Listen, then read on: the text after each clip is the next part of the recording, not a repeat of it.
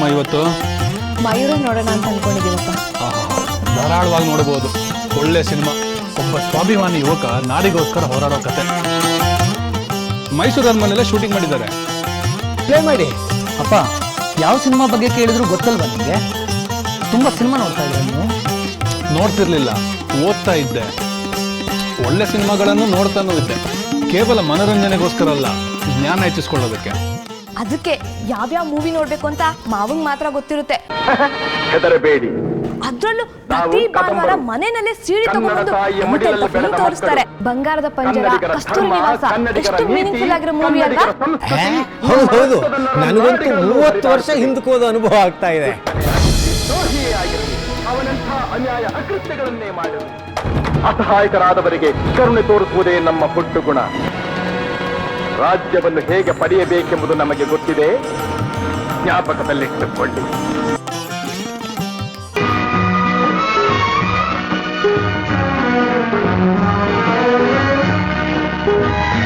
ಎಲ್ಲಿ ಲಕ್ಷ್ಮಣ? ಎಲ್ಲಿ?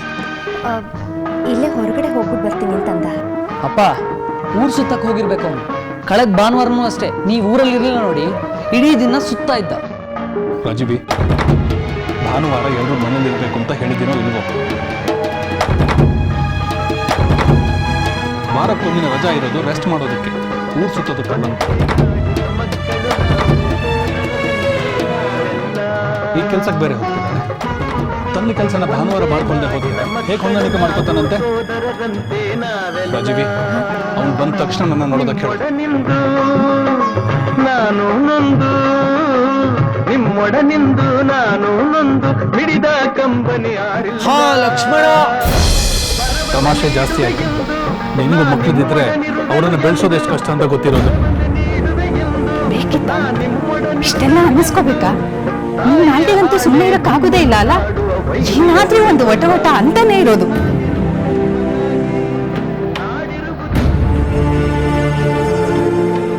ಆಚಾರವಿಲ್ಲದ ನಾಲಗೆ ನಿನ್ನ ನೀಚ ಬುದ್ಧಿಯ ಬಿಡು ನಾಲಗೆ.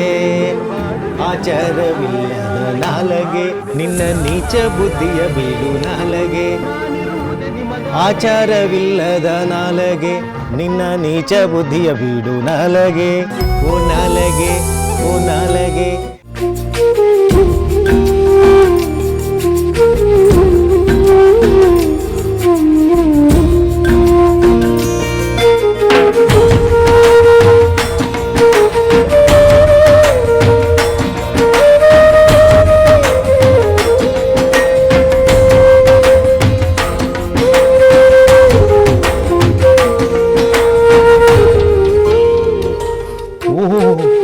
ಏನ್ ನನ್ನ ಮಗಳು ಖುಷಿಯಾಗಿ ಆಕಾಶದಲ್ಲಿ ತೇಲಾಡ್ತಿರಾಗಿದೆ.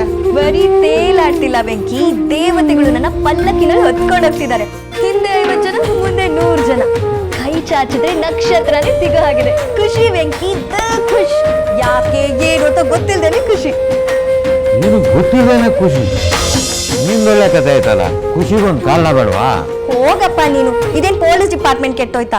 ನಿಮ್ಮಲ್ಲಾದ್ರೆ ಕೊಲೆ ಮಾಡೋದಕ್ಕೆ ಒಂದ್ ಕಾರಣ ಬೇಕು, ಮಾಡಿರೋದಕ್ಕೆ ಸಾಕ್ಷಿ ಬೇಕು. ಇದು ಖುಷಿ ಖುಷಿ ಸಮಾಚಾರ. ಇಲ್ಲಿ ಕಾರಣನೂ ಬೇಕಿಲ್ಲ, ನಾಳೆ ಸಾಕ್ಷಿನೂ ಇರಲ್ಲ. ನಮ್ಮಲ್ಲಿ ಹಿಂಗೆ ಒಂದೊಂದ್ಸರಿ ಮಳೆಗಾಲದ ನವಿಲ್ ತರ ಕುಣಿತಾ ಇರ್ತೀನಿ. ಅಮ್ಮನ್ ಮಗಳಲ್ವಾ ನಾನು ಹಂಗೇನೆ. ಅಪ್ಪ, ನಿಂಗೊಂದ್ ವಿಷಯ ಗೊತ್ತಾ? ನಾಳೆ ನನಗೆ ಕೆಲಸ ಸಿಕ್ಕಿದ್ರೆ ಸಿಗ್ಬೋದು. ಯಾವ್ದಾರು ಇಂಟರ್ವ್ಯೂ ಹೋಗಿದ್ಯಾ? ಹೋಗಿಲ್ಲ. ಹೋದ್ರೆ ಕೆಲ್ಸ ಖಂಡಿತ ಸಿಗುತ್ತೆ, ಒಳ್ಳೆ ಕೆಲ್ಸನೇ ಸಿಗುತ್ತೆ.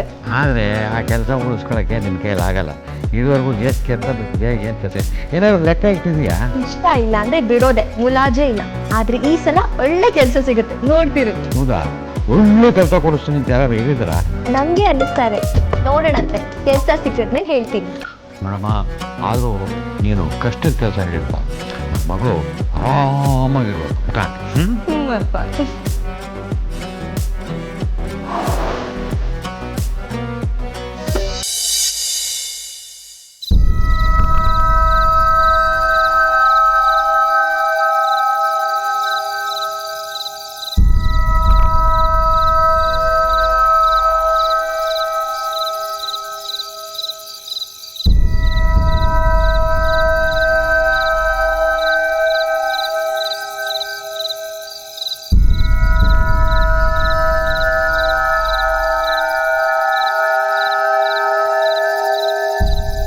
ಗುಡ್ ಈವ್ನಿಂಗ್ ಅಮ್ಮ. ಇನ್ನೂ ಸ್ವಲ್ಪ ಹೊತ್ತಾದ್ರೆ ಗುಡ್ ಮಾರ್ನಿಂಗ್ ಹೇಳ್ಬೋದು. ಅಪ್ಪ ಅದು ಫ್ರೆಂಡ್ಸ್. ಸಮಜಾಯಿಸ್ ಕೊಡೋಕೆ ಬರಬೇಡ. ಲೇಟಾಗಿ ಬಂದಿದ್ಯಾ. ಟೈಮ್ ಎಷ್ಟಾಯ್ತು ನೋಡಲ್ಲಿ. ಪಾಪ ಬೆಳಿಗ್ಗೆಯಿಂದ ಕೆಲಸ ಮಾಡಿ ಸುಸ್ತಾಗಿರ್ತಾಳೆ. ನಿನಗೆ ಊಟ ಬಡಿಸೋಕೆ ಮಧ್ಯರಾತ್ರಿ ತನಕ ಕಾಯ್ಬೇಕು ಅವಳು. ಹೊರಗಡೆ ಏನಾದರೂ ತಿನ್ಕೊ ಬಂದ್ಯೋ ಹೇಗೆ? ಇಲ್ಲಪ್ಪ, ಆ ಥರದ್ದು ಏನೂ ಇಲ್ಲ. ಎಲ್ಲರೂ ಊರಲ್ಲಿದ್ದಾಗ ಜೊತೆಲಿ ಕೂತ್ಕೊಂಡು ಊಟ ಮಾಡಬೇಕು ಅಂತ ರೂಲ್ಸ್ ಮಾಡಿದ್ದೆ. ಒಂದೇ ತಿಂಗಳಲ್ಲಿ 2 ಸಾರಿ ಮುರಿದಿದ್ಯಾ. ಅಪ್ಪ ಸಾರಿ, ಇನ್ನೊಂದ್ಸಲ. ಪರವಾಗಿಲ್ಲ, ಹೋಗು. ಹುಡುಗರಿಗೆ ರಿಯಾಯಿತಿ ಕೊಟ್ಟಿದ್ದೀನಿ. ಥ್ಯಾಂಕ್ಸ್ ಅಪ್ಪ.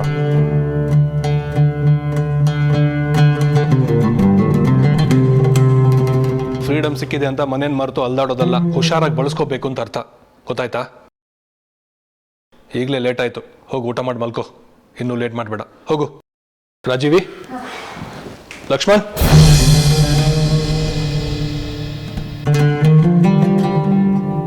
ಅಪ್ಪ ಜವಾಬ್ದಾರಿ ಜಾಸ್ತಿ ಆಗ್ತಾ ಇದೆ, ಮರಿಬೇಡ. ಒಂದು ವಯಸ್ಸು ದಾಟಿದ ಮೇಲೆ ನಮಗೆ ನಾವೇ ಜವಾಬ್ದಾರರಾಗ್ತೀವಿ, ಬೇರೆ ಯಾರು ಸಹಾಯಕ್ಕೆ ಬರಲ್ಲ. ಸರಿ ಅಪ್ಪ.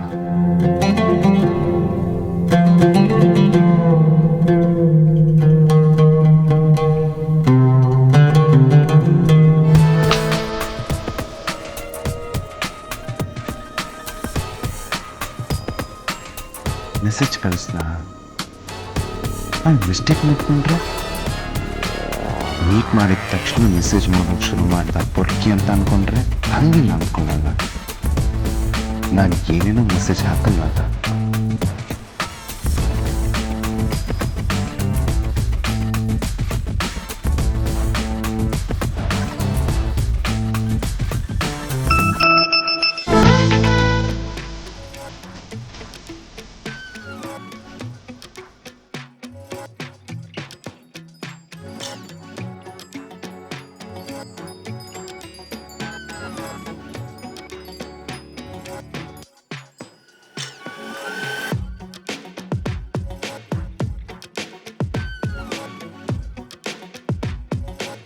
ನಾನು ನನ್ನ ಫ್ರೆಂಡ್.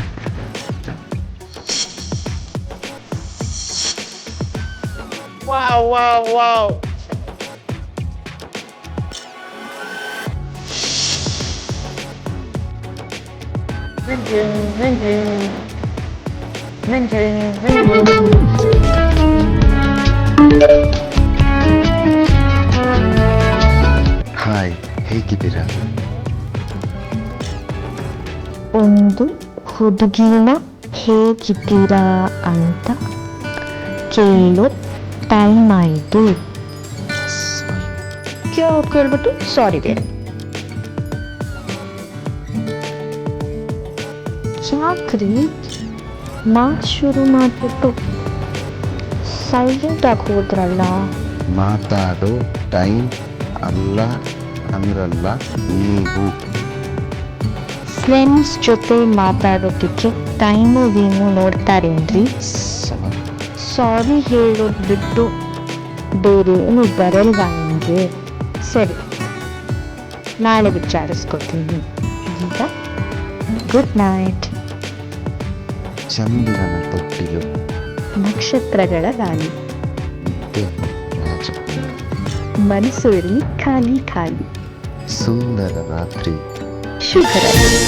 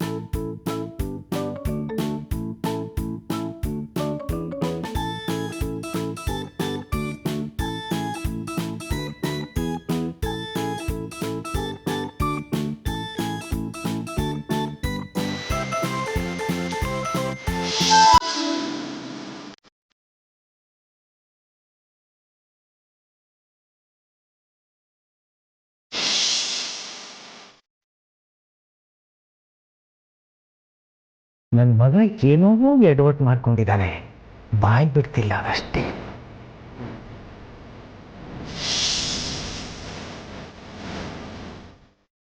ಏನಾಗಿದೆ ಅವನಿಗೆ? ಯಾಕೆ ಇಷ್ಟೊಂದು ಖುಷಿಯಾಗಿದ್ದಾನೆ? ಆಮೇಲೆ ವಿಚಾರಿಸ್ಕೊತೇನೆ. ಲಕ್ಷ್ಮಣ ಯಾಕೆ ಹೀಗೆ ಕುಣಿತಾ ಇದ್ದಾನೆ? ಏನಾಯ್ತು? ಇದು ಮದುವೆ ಆಗ್ತಿರೋ ಖುಷಿನ? ನನಗೇನು ಹಾಗನ್ನಿಸ್ತಾ ಇಲ್ಲ. ಎಲ್ರಿಗೂ ಬಾಯ್. ಅಪ್ಪ, ಇವತ್ತು ನನ್ನ ಕಾರ್ಯ ತಗೊಂಡೋಗ್ತೀನಿ.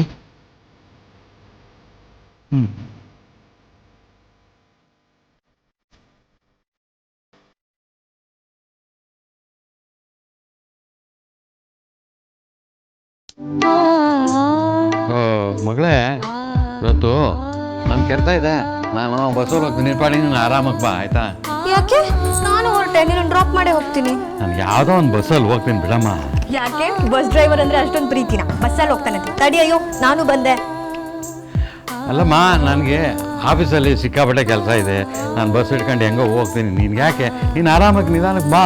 ಸಿಕ್ಕಾಪಟ್ಟೆ ಕೆಲಸ, ಬೇಗ ಹೋಗ್ಬೇಕು ಅಂತೀಯ, ಬಸ್ಸಲ್ಲಿ ಹೋಗ್ತೀಯಾ? ಇಲ್ಲಿಂದ ಬಸ್ ಸ್ಟಾಪ್ಗೆ ನೀನು ಹೊಟ್ಟೆ ಇಟ್ಕೊಂಡು ನಡ್ಕೊಂಡು ಹೋಗೋದಕ್ಕೆ 10 ನಿಮಿಷ, ಆ ಬಸ್ ಬರೋದಕ್ಕೆ ಇನ್ನೊಂದು 10 ನಿಮಿಷ. ಅದು ಉತ್ಸವ ಅಂತ ಎಂಡ್ ಸ್ಟಾಪಲ್ಲಿ ನಿಂತ್ಕೊಂಡು ಹೋಗೋದಷ್ಟರಲ್ಲಿ ಇನ್ನೊಂದು 3/4 ಗಂಟೆ ಆಗುತ್ತೆ. ಆಮೇಲೆ ನೀನು ಸ್ಟೇಷನ್ಗೆ ತಲುಪೋದಕ್ಕೆ ಇನ್ನೊಂದು 1/4 ಗಂಟೆ, ಹೋದ್ಮೇಲೆ ಸುಧಾರಿಸ್ಕೊಳ್ಳೋದಕ್ಕೆ ಮತ್ತೊಂದು ಗಂಟೆ ಬೇಕಾ ಇದೆಲ್ಲ? ಸುಮ್ಮನೆ ಬಾ, ನಾನೇ ಕರ್ಕೊಂಡು ಹೋಗ್ತೀನಿ 20 ನಿಮಿಷದಲ್ಲಿ ನಿನ್ನನ್ನು.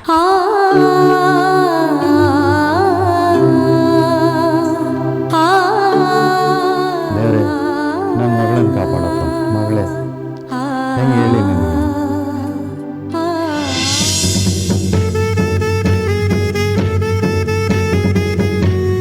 ಅನುಪಮ ಸ್ಟೇಷನಲ್ಲಿ ಆ ಕಿರಾತಕ ಜೋಲ್ ಸುರಿಸ್ಕೊಂಡು ಕಾಯ್ತಾ ಹಾಕೋದಿರ್ತ ನಿನ್ನ ಮುಖ ನೋಡೋಕ್ಕೆ ಅಂತ. ಅವನ ಕಣ್ಣಿಗೆ ನೀನು ಬಿಡಬಾರ್ದು ಅಂತ ಎಷ್ಟೋ ಪ್ರಯತ್ನ ಪಟ್ಟೆ, ಆದರೂ ನೋಡೇ ಬಿಟ್ಟ. ಏನ್ ಯೋಚನೆ ಮಾಡ್ತಿದ್ಯಾ? ಬಾ ನಡಿ. ನನ್ನ ಮಾತೇ ಕೇಳಲ್ವಲ್ಲಮ್ಮ ನೀನು? ಕೇಳಲ್ಲ, ಬಾ ಬಾಪಾ. ನಡಿ ನಡಿ ನಡಿ ನಡಿ ನಡಿ ನಡಿ. ಕಂದ, ಟ್ರಾಫಿಕ್ ಜಾಸ್ತಿ ಇರುತ್ತೆ, ಸ್ವಲ್ಪ ಬೇಗ ಹೋಗಿ ಮನೆ ಸೇರು. ಸರಿ, ಬಾಯ್.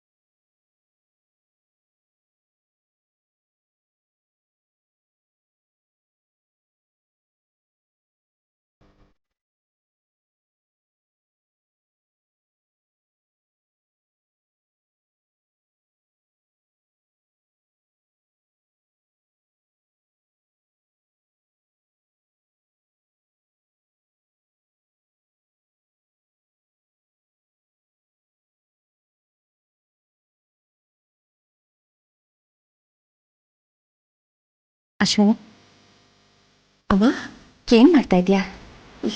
ಏನಿಲ್ಲಮ್ಮ, ಫ್ರೆಂಡ್ಸಿಗೆ ಫೋನ್ ಮಾಡ್ತಾನೆ ಇದ್ದಿದ್ದೆ. ಬರೀ ಫ್ರೆಂಡ್ಸಿಗೆ ಫೋನ್ ಮಾಡ್ತಾ ಇದೆಯಾ ಅಥವಾ ನಿನ್ನ ಗಂಡನಿಗೂ ಫೋನ್ ಮಾಡ್ತಾ ಇದೆಯಾ? ಯಾಕಮ್ಮ? ಅಲ್ಲ ಕಣೆ, ನೀನು ರಾಕೇಶಿಗೆ ಫೋನ್ ಮಾಡಿ ಮಾತಾಡಿರೋದು ನಾನು ನೋಡಲೇ ಇಲ್ಲ. ಅವ್ರಿಗೆ ನಾನೇನಮ್ಮ ಫೋನ್ ಮಾಡೋದು?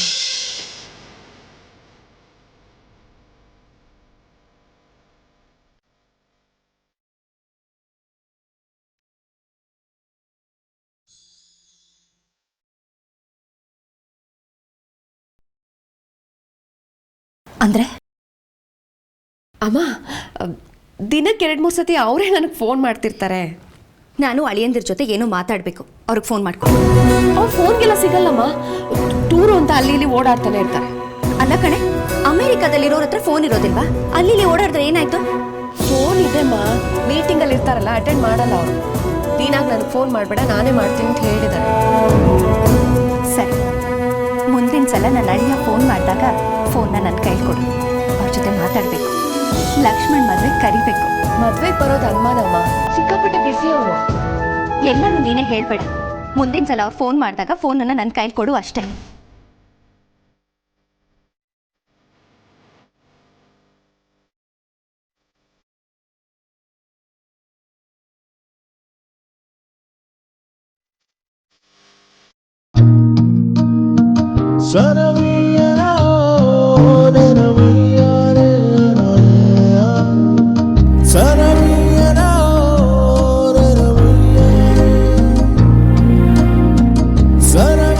ಈ ಕ್ಲಾಸ್ಗಳು ಯಾಕಾದ್ರೂ ಇರ್ತಾವ, ಈ ಆಫೀಸ್ ಯಾಕಾದ್ರೂ ಬೇಕು? ಲೈಫ್ ಇಷ್ಟೊಂದು ಬೋರಿಂಗ್ ಆಗಿರುತ್ತೆ. ಮೆಸೇಜ್ ಮಾಡಿ